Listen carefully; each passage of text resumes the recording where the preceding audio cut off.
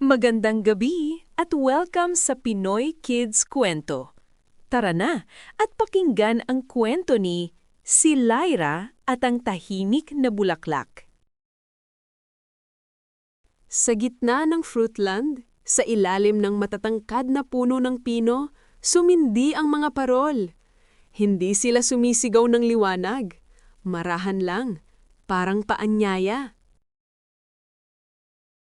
Dumating ang mga prutas mula sa iba't ibang sulok ng hardin. May halakhakan, may kwento, may pananabik.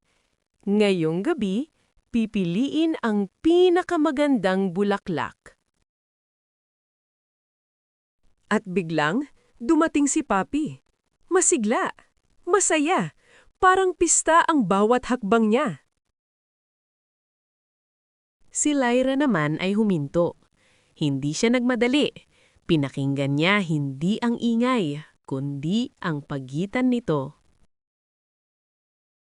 Eto ang pinakamalaki. Mas makulay ito. Nag-uunahan ang mga tinig habang nagtuturo sa mga bulaklak na sumisigaw ng ganda. Hinabi ang mga basket. Ikinabit ang mga kampana. Tinali ang mga laso. Lahat ay abala, ngunit maingat. Biglang tumigil si Lyra. May narinig siya. Hindi boses, hindi ingay. Isang haplos ng katahimikan.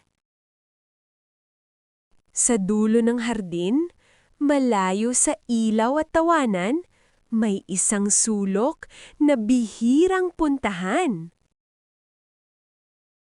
Doon, may isang bulaklak. Hindi maliwanag. Hindi tuwid.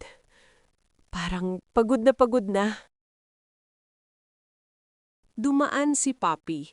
Tangan ang makukulay na talulot. Hindi niya napansin ang sulok. Hindi niya napansin ang bulaklak. Hindi pa. Lumuhod si Lyra. Pantay ang mata niya sa bulaklak. Wala siyang sinabi. Naroon lang siya. Tahimik ang paligid. Tahimik din si Lyra.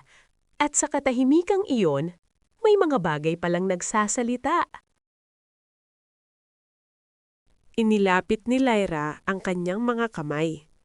Hindi para ayusin, kundi para protektahan. Dahan-dahan niyang inihilig ang banga. Hindi sobra, hindi kulang, sakto lang.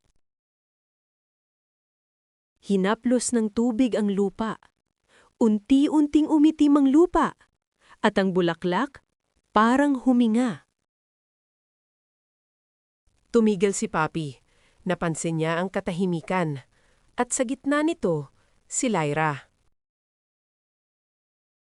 Sa malayo, may sigawan.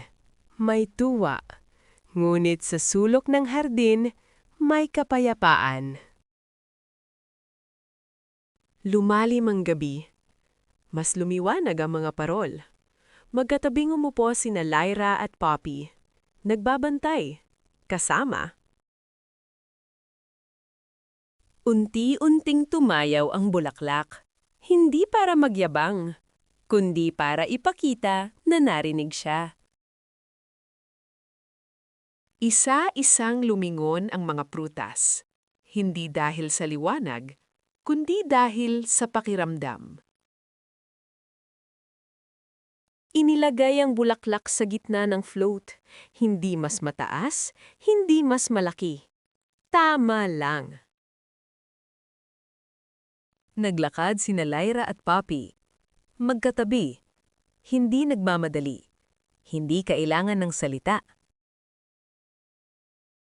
Sa ilalim ng mga pino at parol, umandar ang float.